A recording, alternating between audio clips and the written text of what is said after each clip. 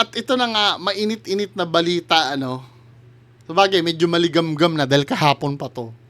Bago lahat, nagpapabati, habol pabati to. Si Sir Lester Mendoza Lampa. Birthday niya daw sa June 25 from Iloilo. Hello, sir. From Iloilo. Anyway,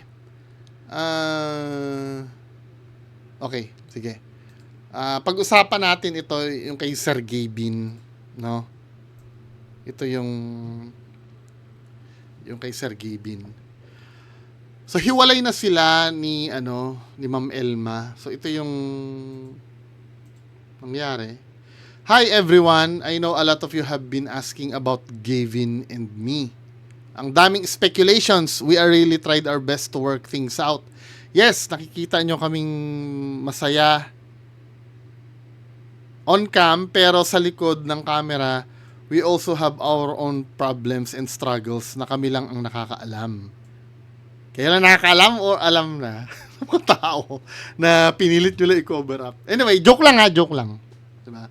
Nilaban po namin hanggang sa huli. Just want to clear things up, hindi lang po kami for the views or anything. What Gavin and I had was real. Dumadating po siguro talaga yung time na hindi mo na nararamdaman yung mutual feelings sa love. Kailangang parehas kayong nagmamahal.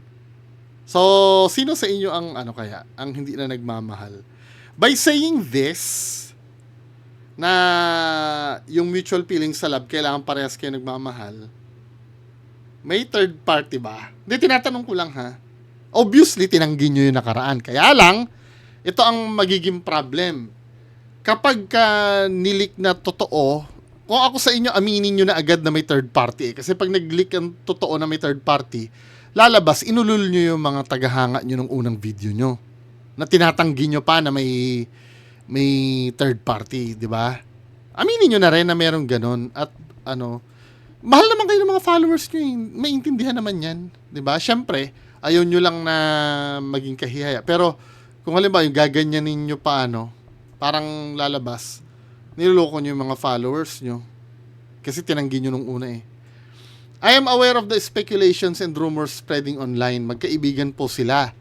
Nabigyan lang po, ito, nilalaban pa rin na na hindi totoo. Nabigyan lang ng mali siya ang mga kumalat ng pictures based sa kung ano lang po ang nakikita. Pero lahat po yon bago mangyari ay alam ko na. Dahil pinaalam lahat ni Gavin. Please don't make any judgment or spread fake news without confirmation. It's just that the time po nalabas ang pasan, naglalabasan na po ang mga kung ano-anong haka-haka. Matagal na po naming sinubukan ang lahat. Our decision is mutual. Like what I've said, we tried our best to make it work. So maganda kasi aminin nyo nila kung ano nangyari no? Although na personal yan, no? Kasi public figure din kayo May pagtanggi pa rin naman pala na hindi totoo yung rumor. This is not easy for either of us, especially for our families who are also hurting through this. To Elga, thank you for giving us the time to process the pain and finally face this. We know that this is painful. Sobrang nasasaktan kami na nakikitang nasasaktan kayo. Please know that that it hurts the two of us more than you know. We were the happiest together, but it just won't be fair to pretend that everything is still the same. I don't know what the future holds for us. Sabi nga nila, kung kayo talaga.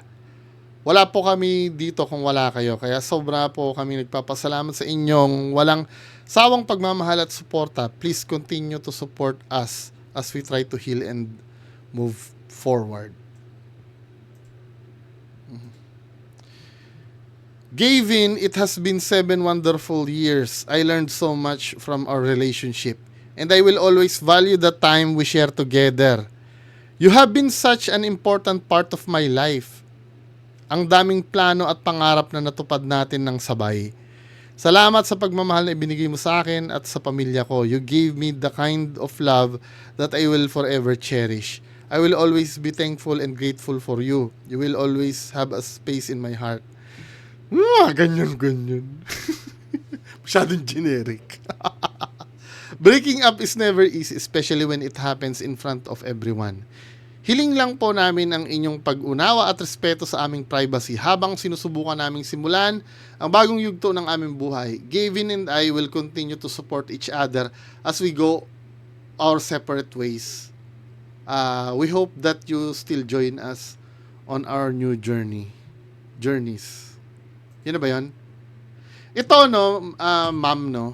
I mean, yung pagrespeto sa paghiling nyo na irespeto ang privacy. Karapatan nyo naman yun. 'Di ba? Kasi kahit ba naman public figure kayo, karapatan nyo din na magkaroon ng privacy sa pinagdadaanan sa personal na buhay nyo. However, ito kasi yan eh. The more na hindi nyo ino-open up yan, mas madaming chismis ang mabubuo niyan. Kasi syempre, gusto yung mga taong chismosa at chismoso. Gusto ring malaman kung ano yung totoo. Ang tendency, marami na naman mag-iimbento ng istorya nun. 'Di ba? At sometimes, i-accept ng public yon na totoo kahit hindi siya totoo. Pwedeng maging result nun, ayawan kayo ng tao, or maka-apekto sa career nyo sa social media. Kaya lang, kung ako lang ang tatanungin, maganda nyo, hindi naman totally i-disclose nyo, bigyan nyo na lang ng magandang explanation kung bakit kayo naghiwalay. Kasi, katulad ng sinabi ko kasi, public figure kasi kayo, although na sinabi ko nga naman, na kailangan irespeto yung privacy nyo, nasa sa inyo pa rin naman, di ba? Yun lang ang sinasabi ko kasi ang tendency niyan, marami mag-iimbento ng haka-haka niyan. Kasi naranasan niyo na yun nung una eh. Dito sa sinabi, aware ka sa mga speculations, 'di ba? And rumors spreading online. Magkaibigan po sila, 'di ba? Madadagdagan 'yan, men.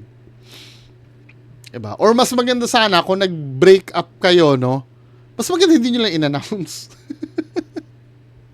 'Di ba? Para talagang private, parang tinis nyo pa yung mga tao eh, na mag-isip pa ng sobra eh. Kung hindi nyo rin lang naman Pero,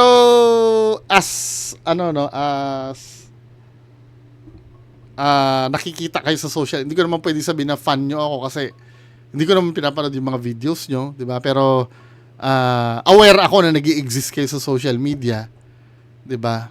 Doon pa lang kung ano yung magandang future na dapat yung patunguhan, sana mangyari yun, no?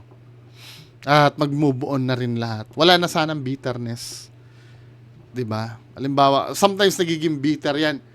Halimbawa, nakatagpo yung isa ng bago. Siyempre, hindi may iwasan na, si Gavin may bagong chicks na, Or ganun din naman kay ma'am, no? Sasabihin, may bagong boyfriend na, 'di ba? Kung ganun man yung mangyari, alam niyo na yun kung paano i-handle yun. Wala sanang mabuong bitterness sa isa't isa. 'Di ba?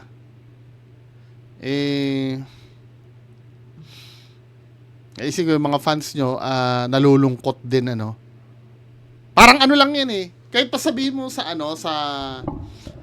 mundo ng showbiz, hindi sa social media ha, yung mga love team pa lang ha, hindi naman totoong magkarelasyon. Sometimes, malaking factor yun do sa career ng artista eh. 'Di ba? Kahit hindi naman totoo yung relationship, kahit on screen lang, na pagka halimbawa nag-split sila at pinares sa iba, yung mga fans kasi sometimes grabe parang katulad nung yung Aldab nung kapanahunan nyo. 'Di ba, kahit hindi naman totoo yung relationship ni Alden tsaka ni Min, naging sila ba? Pero ang grabing impact sa Pilipinas noon. 'Di ba? nung si Atayde yung napangasawa, parang meron pa rin nagho-hope na si Alden yung makatuluyan. I don't know ba't ganun ka-invested yung mga Pinoy sa ganyan, no? Kahit na hindi totoo. Pero kadalasan no, buti naging maganda ang karir nila nung naghiwalay sila, no? Pero kadalasan kasi ang sumisikat diyan yung pag naghiwalay ang magka-love team, ang sumisikat yan kadalasan yung babae na pag-iiwanan yung lalaki. Parang yung kay Barbie at Jack Roberto. Yung Jack Roberto pakita lang ng pakita ng katawan. Tapos nawala si Barbie. 'Di ba? May career pa ba 'yon? Anyway, yun lang sana maging okay naman ang lahat. At sana yan ay lumampas din. 'Di ba? So yan lang po muna pag-uusapan natin ngayong hapon. Magandang hapon sa inyong lahat.